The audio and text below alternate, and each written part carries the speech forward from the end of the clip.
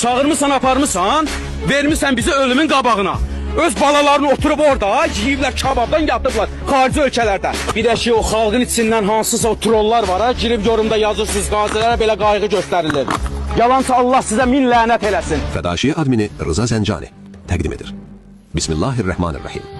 Ey Azərbaycan xalqı! Bu sözlər yumuşaq olmaq üçün deyil, oyandırmaq üçündür, sarsıtmaq üçündür, susqunluğu dağıtmaq üçündür.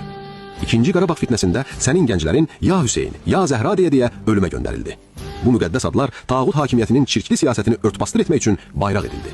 Peyğəmbər sallallahu aleyhi və səlləmin adı ilə ordu bəzədildi. Amma nəticədə Peyğəmbər sallallahu aleyhi və səlləmin yolu tapdalandı. Soruşuram sənə, ey xalq, Peyğəmbər ordusu zülmü möhkəmləndirərmi? Hüseyin əleyhissalam adı ilə Yezid sistemi qurularmı? Açıq deyək, tağutun əmri ilə vuruşan, tağutun hakimiyyətini qoruyan döyüş Hüseyni döyüş deyil. Şəhidlik, niyyət, yol və rəhbərlikdir. Rəhbərlik batildirsə, yol zalimdirsə, ad nə qədər bəzədilsə də həqiqət dəyişmir. Hüseyin əleyhissalam Yezidin ordusunda ölənə şəhid demədi. Tarix susmur, Qur'an susmur, vicdan susmamalıdır. Bu gənclər səmimi idi, bəli. Amma səmimiyyət batil hakimiyyəti haqq etmir. Onların pak qəlbi siyonizmə nökər olan bir rejimin siyasi qalxanına çevrildi. Sonra nə oldu? Müharibə bitdi, zülm artdı. Şəhidlərin adı dillərdə qaldı, ədalət zindanlara salındı. Dindarlar təqib edildi, haqq deyənlər boğuldu. Xalq kasıblaşdı, hakimiyyət qudurdu. Bu faktlar sənə yetmirmi?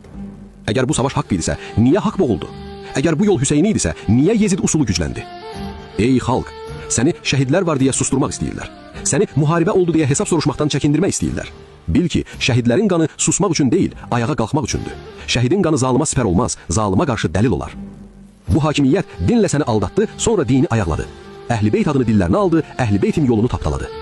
Bu sadəcə səhv deyil, xəyanətdir. İmam Əli əleyhissalam buyurur, zülmü görüb susan o zülmün içindədir.